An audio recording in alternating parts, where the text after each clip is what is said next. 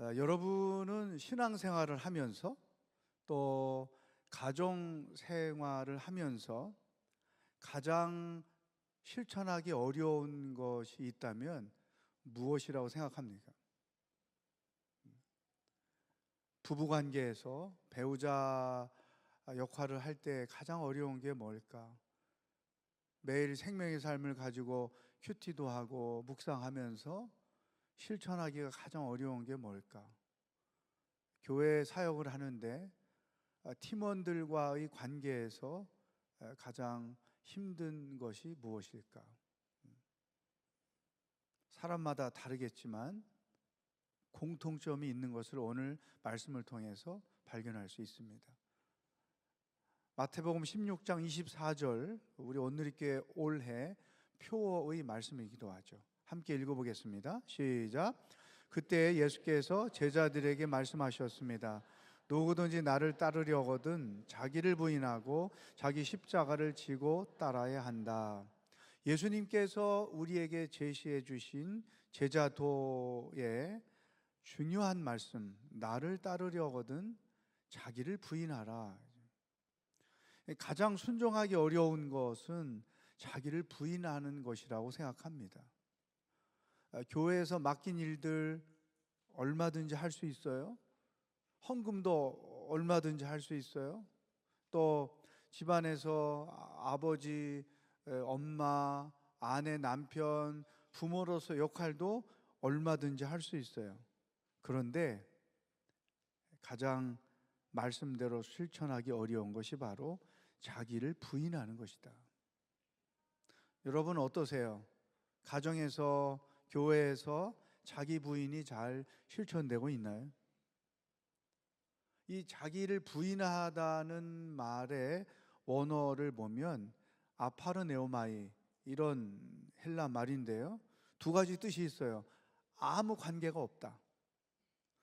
예를 들어 베드로가 예수님이 체포가 되신 곳에 갔을 때 어느 여종이 너도 저와 관련 있는 사람이 아니냐, 그럴 때 무슨 소리야?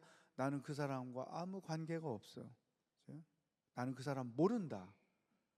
아주 그 단절의 의미가 있는 것이죠. 또 하나는 자신의 것을 내려놓는다. 권리를 내려놓습니다. 기득권을 내려놓습니다. 자기 주장을 내려놓습니다. 자기 기대를 내려놓습니다. 자기 계획도 내려놓습니다. 내려놓는다. 이것이 자기를 부인하는 것의 의미이죠. 그런데 이렇게 자기를 부인하는 것이 왜 어려운가? 주님과의 관계에서, 또 가정 안에서, 사람과의 관계 안에서 자기를 부인하는 것이 왜 어려운가? 내려놓기, 포기하기, 자기 주장, 의견을 철회하기, 이런 것이 자기를 부인하는 건데, 이것이 어려운 이유는 그렇게 자기를 부인하는 것은 곧 자기가 죽는 것이라는 생각을 하기 때문인 거죠. 그래서 우리는 자기를 부인하기보다는 당신이 부인하십시오, 당신이 죽어주십시오, 본능적으로 이러한 요구를 하면서 살아오는 거죠. 여러분 어떠세요? 물론 생존형 자기 부인이 있습니다. 나이 60이 넘게 되면 남편들이 노후의 평안한 삶을 위해서 진심으로든 형식적으로든 자기를 부인하는, 자기를 죽고 사는 그런 분들을 많이 봤죠. 60이 넘은 장로님들과 대화하다 보면 이런 사실을 알 수 있어요. 아이고, 죽어야지 노후가 평안하지, 그렇게 하면 안 돼, 당신들끼리 막 충고하는 그런 내용을 제가 많이 봐서 알고 있습니다. 어쨌든 자기를 부인하는 것은 곧 자기가 죽는 것이라는 인식을 하기 때문에 자기를 부인하며 산다는 것이 어려운 것이죠. 그렇다면 예수님은 왜 우리에게 자기를 부인하라는 요구를 하셨을까요? 세 가지 그 이유가 있습니다. 첫 번째는 예수님이 주인이기 때문에 우리를 부인하라고 말씀하신 것입니다. 마태복음 16장 16절 함께 읽어 보겠습니다. 시작. 주는 그리스도시요 하나님, 살아계신 하나님의 아들이십니다. 주는 그리스도다. 위대한 베드로의 고백인데요. 주, 우리가 예수님을 인격적으로 영접할 때 그분을 어떤 분으로 영접하는 겁니까? 1대1에서 이거 분명하게 하시죠, 여러분? 예수님이 나의 주인으로 영접하는 거죠. 그리고 그 주인이 그리스도다. 그리스도라는 말은 기름 부으심을 받았다, 왕이라는 의미예요. 그 왕의 특징은 통치하고 다스리는 거죠. 예수님이 나의 주인이기 때문에 그분이 나를 다스리십니다. 그러니까 자기를 부인한다는 것은 예수님이 나의 주인이십니다, 나를 다스려 주십시오, 이런 의미인 거죠. 또 로마서 14장 8절 말씀을 함께 읽어보겠습니다. 시작. 우리는 살아도 주를 위해 살고 죽어도 주를 위해 죽습니다. 그러므로 죽든지 살든지 우리는 주의 것입니다. 그러니까 예수님은 우리의 주인이요 우리를 다스리시는 왕이기 때문에 당연히 너를 부인해라, 우리에게 그런 요구를 하시는 것이죠. 두 번째, 우리에게 부인하라고 요구하시는 것은 참 자유와 누림이 있기 때문입니다.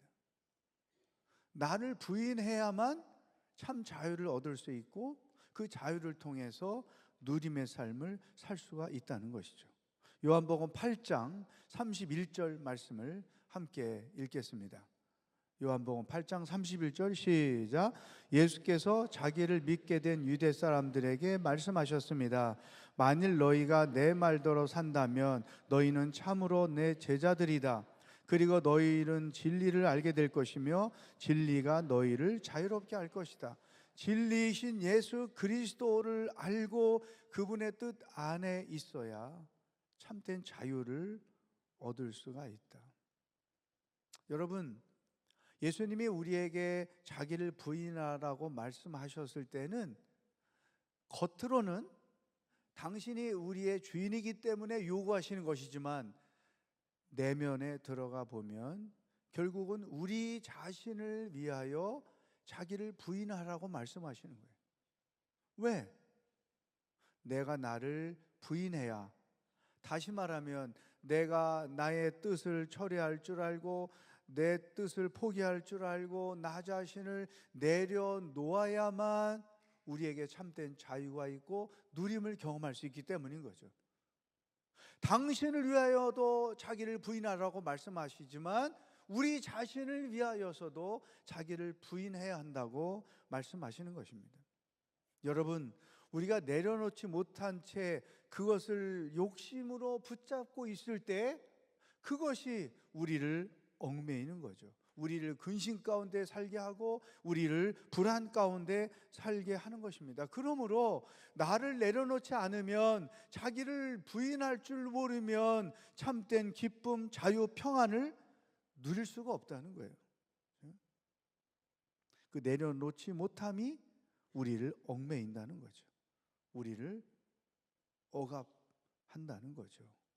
그러므로 예수님의 말씀대로 자기 자신을 내려놓을 줄 아는 사람만 자유와 누림을 경험할 수 있다. 자기를 부인할 줄 아는 사람만 참된 자유와 누림을 경험할 수 있다. 세 번째, 우리를 부인하라고 말씀하시는 것은 성숙한 관계를 만들기 때문이죠. 자기를 부인하는 사람만이 성숙한 관계를 만들 수가 있습니다. 사람은 관계 속에서 살도록 만들어졌어요. 그러므로 평생 평안과 자유와 누림을 살려면 관계의 기술을 배워야 합니다. 근데 그 관계의 기술의 핵심이 뭐냐? 자기를 부인하는 거예요. 자기 생각, 자기 뜻, 자기 의견을 내려놓을 줄 알아야 하는 거죠. 왜냐하면 자기 뜻과 생각과 주장을 내려놓지 못한다는 것은 자기 중심적으로 산다는 말이에요. 관계의 어려움의 시작은 어디서부터 이루어지느냐? 자기 중심적 사고를 벗어나지 못할 때. 그렇죠? 여러분, 관계 속에서 이런 일들, 이런 사람들을 우리는 종종 보죠. 그 양반한테 말해야 소용이 없어. 통하는 일이 없어. 예? 이게 뭐냐면 자기를 부인하지 않는 결과인 것이죠. 그러므로 자기를 부인하는 것은 자기 중심적 사고를 벗어난다는 것을 의미해요. 또 하나, 자기를 부인하는 것은 상대방에게 공감을 한다는 것을 의미해요. 요즘에 그 공감 능력이 떨어지는 사람이야, 이런 이야기를 종종 합니다. 자기만 고집하고 타인에 대하여 이해나 배려가 없는 사람에 대하여 공감 능력이 떨어진다. 이것은 성숙한 관계를 만드는데 악적인 요소인 거죠. 자기중심적 사고를 벗어나지 못하면 타인에 대하여 공감 능력이 떨어집니다. 그러므로 스스로 고립을 초래하는 거죠. 그런 사람을 좋아하는 사람이 누가 있겠어요? 공감할 줄 알고 자기 중심을 벗어나서 상대방에게 이해하고 배려하고 상대방의 의견과 상대방의 생각을 들어줄 줄 아는 사람. 더 나아가서 내 의견을 내려놓을 뿐 아니라 상대방의 의견을 따라줄 줄도 아는 것. 이게 공감 능력을 의미하는 것이죠. 이런 것만이 좋은 관계를 만들어 갈 수 있다는 거죠. 그래서 예수님이 우리들에게 이런 자기를 부인하라고 말씀하셨을 때는 자기 부인이 영적 성장의 중요한 요인이다. 자기 부인이 인격 성장의 중요한 요인이다. 자기 부인이 성품을 변화시키는데 중요한 요인이다. 그런 자기 부인이 있어야만 너는 좋은 관계 속에서 살아갈 수 있고 하나님의 나라를 경험하면서 살아갈 수 있다.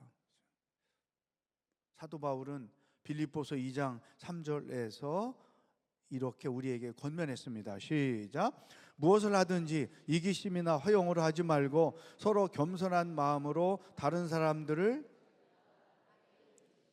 어떻게 하라고요? 자기보다 더 낮게 여겨라. 이 말은 상대방의 의견에 내 것을 내려놓고 따라줄 줄 알아야 한다. 여러분 어떠세요? 여러분은 부부관계, 자녀들과의 관계, 교회 안에서, 직장 안에서 이런 성숙한 관계를 만들며 살아가고 있습니까? 자기 부인이 없으면 절대로 성숙한 관계는 만들어갈 수가 없다. 그러니까 예수님은 우리들에게 삶의 지혜도 가르쳐 주시는 거예요. 자유와 누림 가운데 살게도 하시지만 관계 속에서 살아가야 하는 사람에게 절대로 필요한 것이 바로 자기를 부인하는 것이다. 한번 돌아보세요. 관계가 어려우면 삶이 어려워요.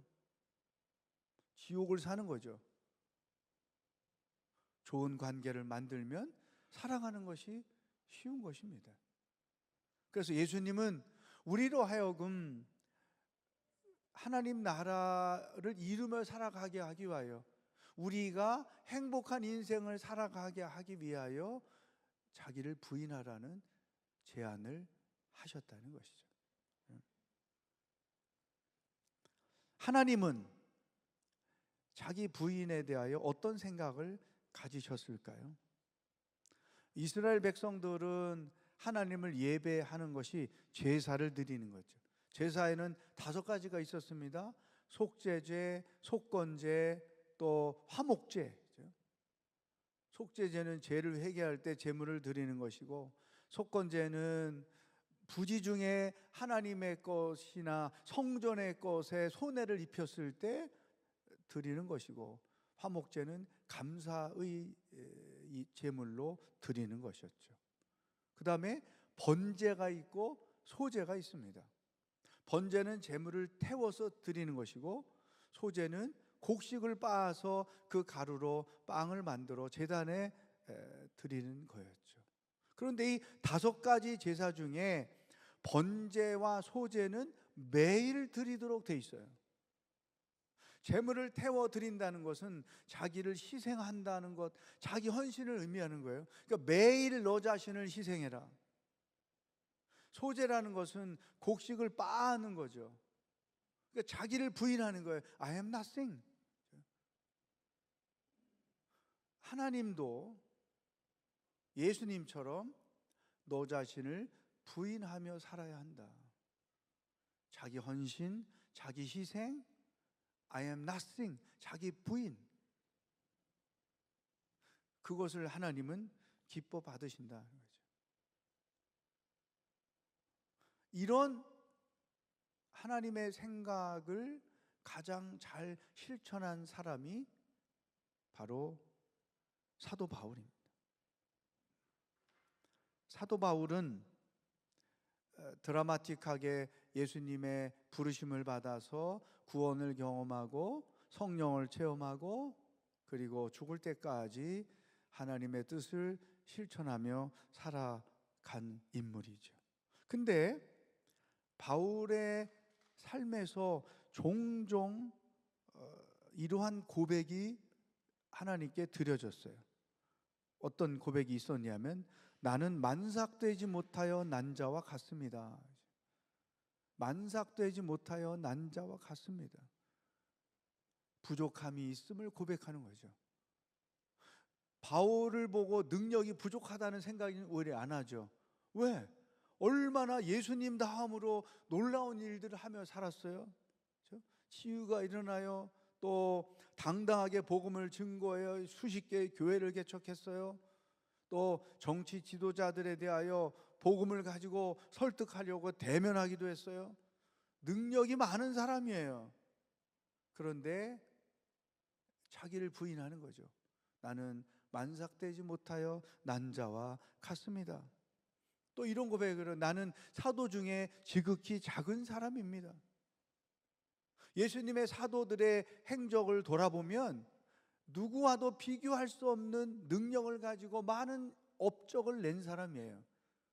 그런데 나는 사도 중에 지극히 작은 자입니다. 자기를 부인하는 거죠. 한술 더 떠서 나는 죄인 중에 괴수입니다. 하나님의 은혜가 아니었으면 죄로 멸망당할 수밖에 없는 사람이었죠. 왜? 예수님을 핍박해요. 예수 믿는 자들을 핍박해요. 교회를 핍박해요. 지옥의 1번으로 당첨된 사람이었을 거예요. 그런 나를 불쌍히 여기시고 구원하시고 사도로 불러주신 것. 그래서 늘 자기를 부인하는 거죠. 나는 죄인 중에 괴수입니다. 나의 나된 것은 하나님의 은혜입니다. 많은 업적을 이뤘음에도 불구하고 그것 때문에 교만하다가 하나님께 버림받을 것에 대한 두려움이 바울에게 있었던 거죠.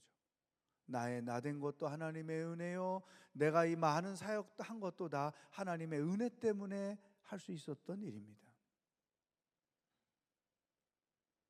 그의 자기 부인의 하이라이트는 어디에 있느냐? 나는 날마다 죽노라. 나는 날마다 죽습니다. 왜? 죽음이 있어야 부활이 있었기 때문인 거죠. 저는 신학교 다닐 때 그 룸메이트 형제 때문에 날마다 죽는 것을 훈련을 받았어요. 그래서 그 친구에게 굉장히 감사하고 있습니다. 4명이 신학교 그 기숙사에 함께 살았는데 나이도 제일 어린데 얼마나 잘난 척을 많이 하고 자기만이 믿음의 사람인 것처럼 생각을 하고 있는 거죠. 예를 들면 우리가 대화를 할 때 어떤 문제가 있을 때 큰일 났다, 그 문제를 어떻게 해결하지?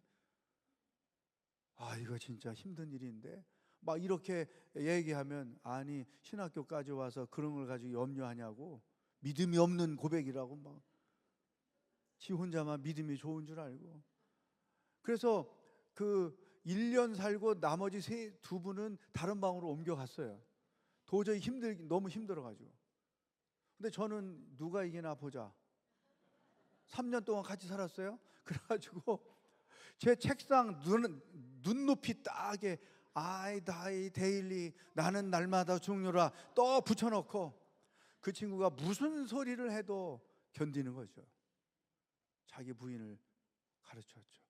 인천 지역에서 목회하고 있는 목사입니다. 사도 바울은 날마다 죽노라 자기 부인을 실천하는 사람이었던 것이죠. 그렇죠? 그렇다면 마지막으로 자기를 부인하는 신앙생활 방법은 무엇인가? 이것을 나누고자 합니다. 첫 번째, 결정권을 하나님께 드려라. 따라하겠습니다. 결정권을 하나님께 드려라. 왜 결정권을 하나님께 드려야 됩니까? 그분이 우리의 주인이기 때문에. 나의 삶, 나의 소유, 나의 모든 것의 주인이기 때문에 우리는 무엇인가를 선택하고 결정할 때 최종 사인을 하나님께 받아야 되는 거죠.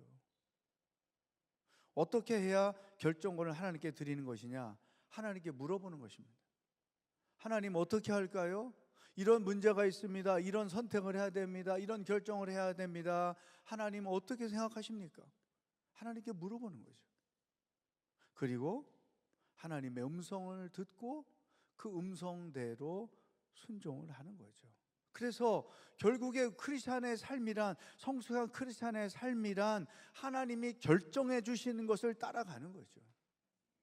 예수님이 이 모범을 우리에게 보여주셨어요. 나의 원대로, 나의 뜻대로 하지 마시고 아버지 뜻대로 하십시오. 결정권을 하나님께 드리는 것이죠. 이게 자기를 부인하는 구체적인 방법인 거예요. 그래서 가족 안에서 또 교회 안에서 어떤 일을 선택하고 결정할 때마다 우리 먼저 하나님께 묻고 하나님의 결정을 들읍시다. 이렇게 처리를 해가는 거죠. 두 번째, 따라하겠습니다. 말씀대로 순종하라. 아멘. 왜 말씀대로 순종해야 됩니까? 주인이 하나님이기 때문에. 그래서 어떤 선택과 결정을 할 때, 이게 아이들이 대학을 가는 것이든 아이들이 어떤 진로를 선택하거든 교회가 어떤 사역을 결정할 때에도 성경은 뭐라고 말씀하시는가? 우리 성경대로 합시다. 그러니까 많은 토론도 할 수 있고 의견을 나눌 수 있고 대립을 할 수도 있지만 누구나 공통적으로 고백해야 될 것, 우리 성경대로 합시다. 우리 뜻 다 내려놓고 말씀대로 합시다. 성경대로 해야만 성령께서 우리를 다스리시고 우리가 원하는 것들을 주관하시고 이끌어 가신다는 거죠. 따라하겠습니다. 결론은 성경대로 합시다. 아멘. 세 번째, 자기 부인을 고백하는 거예요. 사도 바울이 그랬던 것처럼 일상에서 나 자신을 고백하는 거죠. 주인은 하나님이십니다. 내 것이 아닙니다. 시간도 하나님의 것입니다. 은사도 하나님의 것입니다. 내 돈도 하나님의 것입니다. 심지어 우리 자녀들도 하나님의 것입니다. 내 전 생애가 하나님의 것입니다. 주님의 것이니 주님 뜻대로 하십시오. 입술로 자기 부인을 고백하는 거죠. 하나님, 당신 뜻대로 하십시오. 내가 순종하겠습니다. 네 번째, 따라하겠습니다. 내려놓기를 실천하라. 아멘. 나의 의견이 전부가 아닙니다. 내 주장이 전부가 아닙니다. 내가 생각하는 것이 100% 옳지 않을 수 있어요. 그렇기 때문에 내 생각이나 내 주장을 철회할 줄도 알아야 돼요. 철회할 뿐 아니라 상대방의 의견을 따라갈 줄도 알아야 되는 거죠. 이게 공감 능력인 거예요. 그래서 그래, 내가 옳다고 고집하는 것도 다 옳지 않을 수 있지. 이번에 내가 내려놓자, 포기하자, 따라가보자. 이렇게 구체적으로 내려놓기를 실천할 줄 아는 거죠. 여러분, 이 네 가지는 시험에 납니다. 기억하세요. 다음 중 자기를 부인하는 구체적인 신앙생활 방법이 아닌 것입니다. 1번 결정권을 하나님께 드려라, 2번 말씀대로 순종하라, 3번 자기를 부인하라, 4번 내려놓기를 실천하라, 5번 끝까지 너를 주장해라. 사랑하는 여러분, 자기 부인은 결국은 주님을 위해서지만 자기 자신을 위해서라는 것을 기억할 필요가 있습니다. 이 시간부터 자기 부인을 실천하는 사람들은 기대하지 못했던 하나님의 은혜를 경험하며 살아가게 될 줄로 분명히 믿습니다. 자기를 부인하는 성숙한 신앙생활이 계속되기를 축복합니다. 기도하겠습니다. 하나님 아버지, 주님을 위하여 나를 부인하게 하여 주옵소서. 나 자신을 위하여 자기를 부인할 줄 아는 사람들이 되게 하여 주시옵소서. 예수님의 이름으로 기도하옵나이다. 아멘.